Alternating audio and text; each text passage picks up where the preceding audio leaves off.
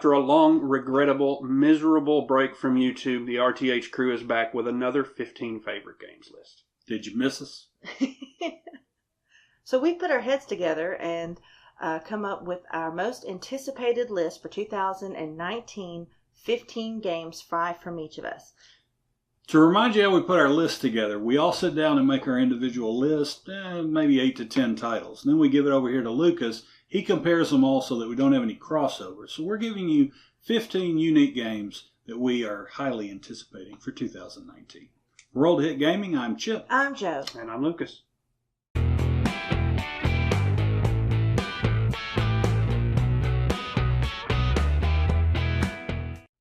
To kick off number 5, I've got one from Parallel Games and designer Raymond Chandler III, and that's City of the Big Shoulders.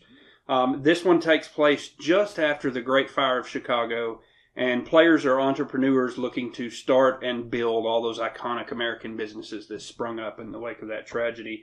And BGG calls it a unique merger of 18xx style stock manipulation mechanics with Euro style gameplay.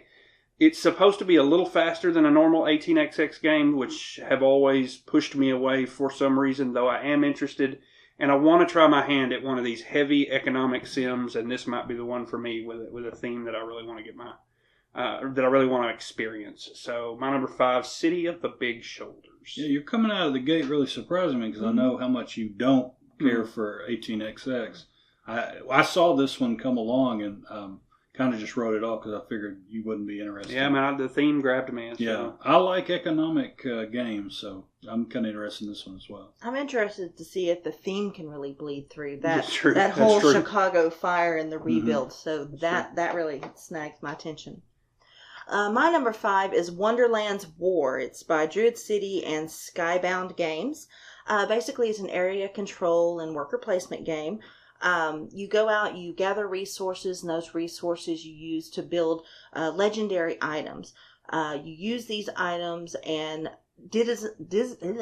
other characters from Wonderland, you can recruit them to your side, and you go out with an army to go and claim the realm. So it does have miniatures, and the art is this childlike, whimsical look, but I've always been interested. I love the story of Alice in Wonderland, so the fact that you're going there, you're building an army, you're trying to claim that realm, I thought that was really interesting. So Wonderland's War. And Druid City is the same guys that made that fairy tale game that we played Grim Forest. Grim Forest. Right. Mm. Yep, that's Grim Forest. And then the other one, Skybound, they do a lot of video games. So. Yep, that's the Walking Dead guys' company, isn't it? I think you're right. No idea. I think you're right. I think you're right.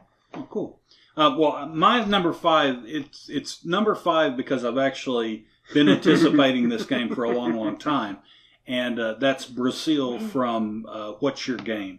Now, like I said, I've been anticipating this, I think it was on your list last year. 3 years. Yeah, 2 or 3 years. I actually got confirmation from What's Your Game that it will be a 2019 release, so we'll see, but it still intrigues me. Brazil, it's got city building, the hex map kind of exploration. It's all about gold mining in Brazil right after the sugar rush kind of starts waning, and now gold and keeping those resources, another economic game. But it looks really great. These are the same guys that brought us games like Nipon, Madeira. They're known for really good games. So I think, once this gets out, I think we're looking at a pretty nice title. Cool. That's our number 5s.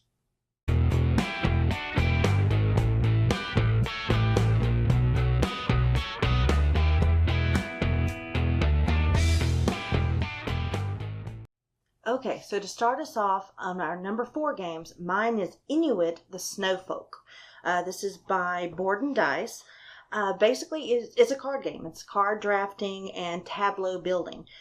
You're putting out cards and you're choosing cards like hunters and elders and chieftains and warriors and scouts, and you're trying to build up your village, and you're trying to be like the best leader for this village.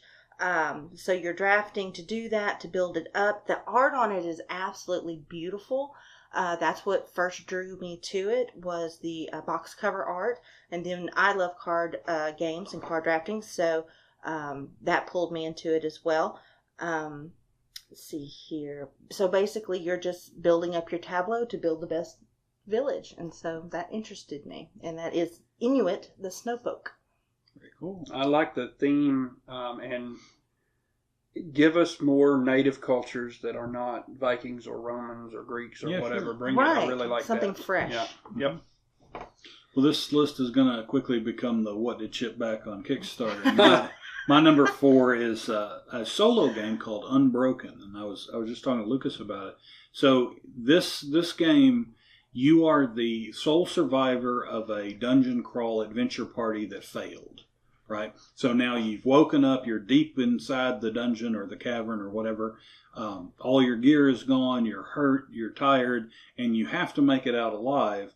And so, and you know that, the big bosses are coming back to ambush you. And so you have to prepare yourself for that while trying to move yourself along and escape this area, get back to safety and survive, right? All of your party members have been killed or taken away or whatever. So it's sort of a time management game. So you're gonna have to make choices. Do I stop and collect these resources so that I can put a knife together? But if I do that, my time is getting closer to when the big boss is going to ambush me and that kind of stuff.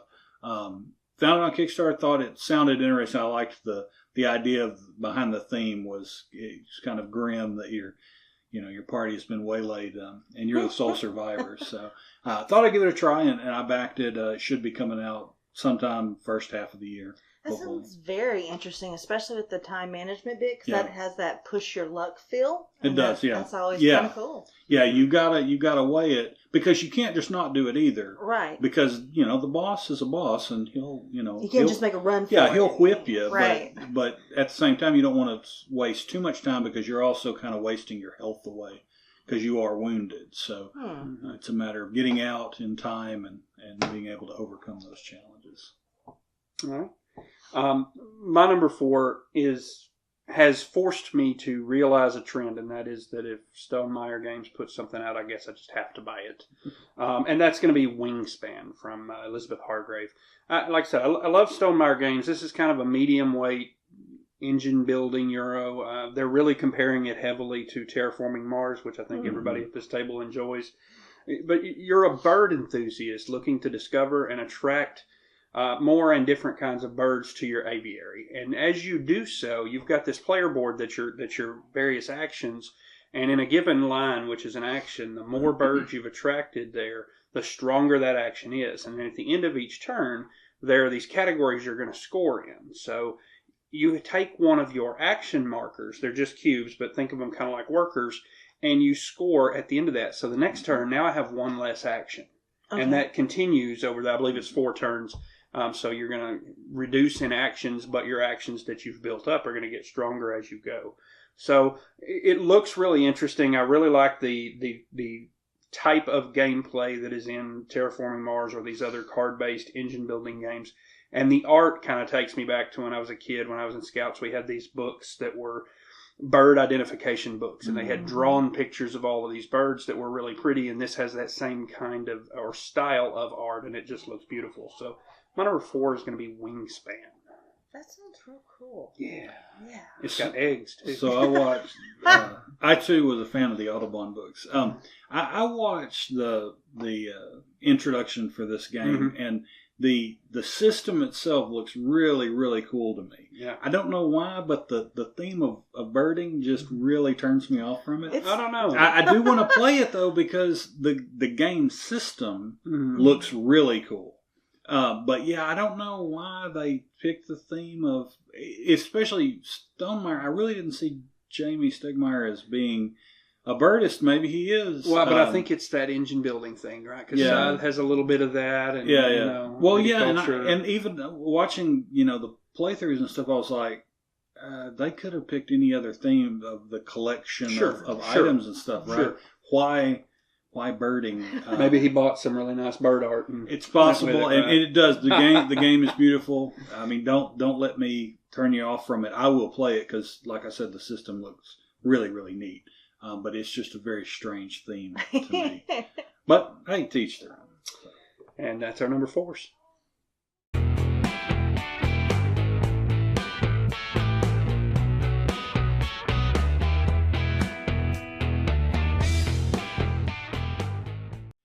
Here we are at number 3, and more games that Chip has backed on Kickstarter last year. This one is Museum. Actually, I didn't back it on Kickstarter, but I late pledged for it. I waffled and went back and forth while the campaign was going, and then after the fact said I really wanted it. Museum, it's by Holy Grail Games. What drew me to it was Vincent Dutrait's art. For whatever reason, I'm a huge fan of his.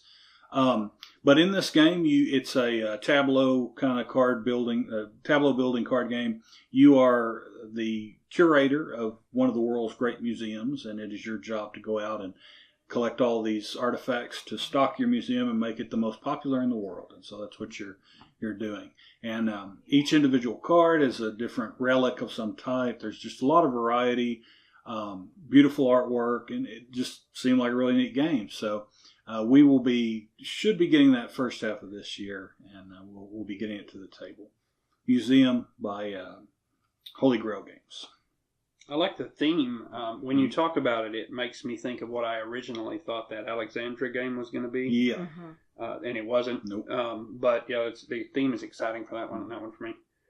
My number 3 is a follow-up. It's the second in the West Kingdom trilogy, and these are the same folks that did the Architects. They originally did the North Sea trilogy. Right. It's Garfield Game Studios, which probably means, I don't know this, but it probably means Renegade will put it out here in the States.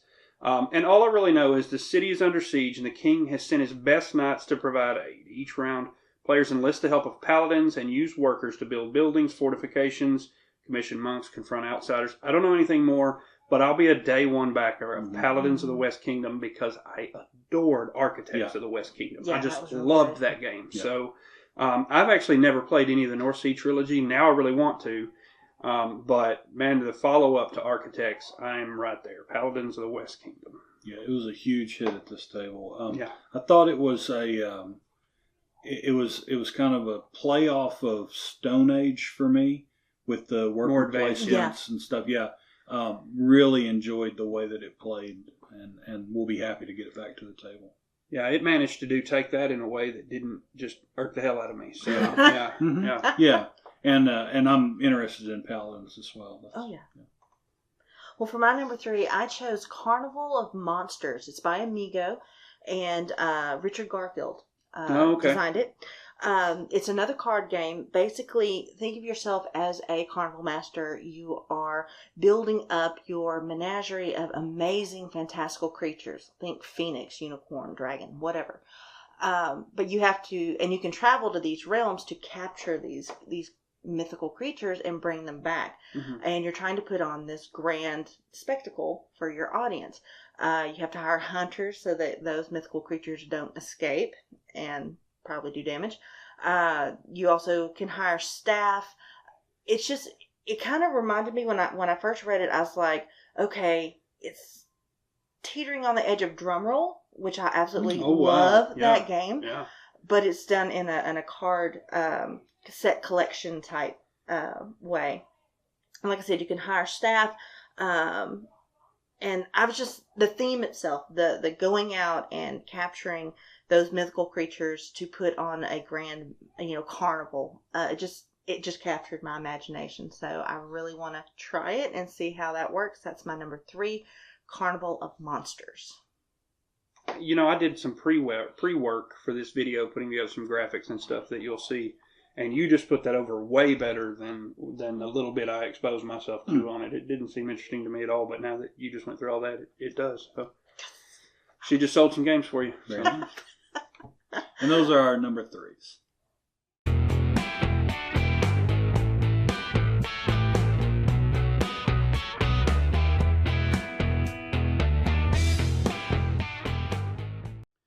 All right, at number 2, I'm going to come in with another follow-up to a roll-to-hit favorite, and that's going to be Freshwater Fly from Bellwether Games and Brian Surrey.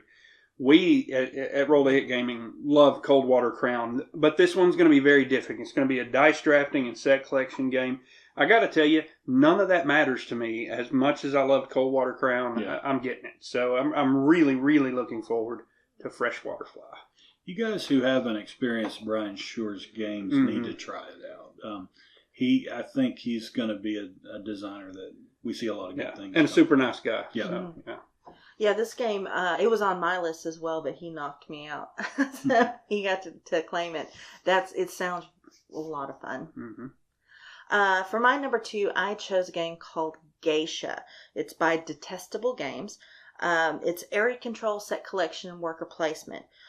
Basically, you're a geisha, and you're trying to gain reputation by going to tea houses in Kyoto. To do that, you have to practice your art, be it singing, poetry, musical instruments, serving tea, the main things that we think of when we think of geisha. And so you go and you practice these skills, and then you go to the tea houses and you gain reputation. So it's 12 rounds, and the one with the highest reputation is the best geisha in Kyoto. The art in it was absolutely stunning. I thought it was beautiful. And the thought of going to these different practice places you have 3 workers, and you go and practice your singing. And you have this little mini game that you do, and if you do well, then by the sound of it, you do this little mini game. If you do well, then when you go to the tea house and you say sing, then you're going to gain better reputation. I just thought that mechanic of you go here to practice, to raise your skill, to go and Mm-hmm. I just thought it was pretty and exciting, and I wanted to try it, and that's Geisha. Yeah, this was on my list. It made it to the last step that I cut before I ranked them. And we ought to make a top list on games we stopped considering because we thought nobody else would be interested in. Okay, and then yeah. as it turned out, they all liked them. Yeah, very nice. And this would fit into that category. My number 2 now is going to be an expansion. It's my first expansion on the list, and my last of the Kickstarters that I backed. I'm a huge fan of Seventh Continent, and Seventh Continent is coming out with What Goes Up Must Come Down, their expansion for this. Weird name. Because it introduces now a hot air balloon. Okay. That makes sense. And a subterranean map that has a raft that travels down an underground river. For those of you who don't know, Seventh Continent is a exploration game based on cards like no spoilers now. I'm not going to spoil it, but the cards you lay out will form a map Mm-hmm. that you in turn explore, trying to accomplish goals. I don't want to give spoilers, okay. but this game is probably one of my favorites now, and I play it solo. You can play it with a number of players, and it's fine, but as a solo game, it really, really shines for me. Just because I can go at my own pace, I'm not worried about, if I sit and I consider something for a while, I'm not worried about, annoying other players and stuff. It's not a group decision making you do something. Correct. You don't want to do. Right. Yeah. In a lot of cases. Yeah. And I do want to share it with you guys because I want your guys' thoughts on the game. But I really fell in love with it. The only real nitpick of it, it's one of these where it only comes to Kickstarter, so finding it in a store is probably not going to be possible. Right. And then, now they may do another Kickstarter later to do a reprint or whatever. If they do, I suggest you pick it up because the game is really great. So I backed it, and it should come this year sometime. I'm really looking forward to it. I'm still trying to beat the first quest, so goes to show you how good of a player I am. But it'll have more contents for that, and like I said, it introduces a hot air balloon, which is a map of the clouds. You're exploring the clouds, and then a subterranean with a raft and the movement. The way I understand it, in the subterranean, if you're on the raft, it kind of has programmed movements. Well, not programmed, but forced movements. So if you sit here and do something, the raft will move. Right. And so you're kind of being carried along, and if you want to jump off, you have to decide when and where to jump off. So that's interesting to me. So Seventh Continent, what goes up must come down. It'll be coming out this year. That's our number 2.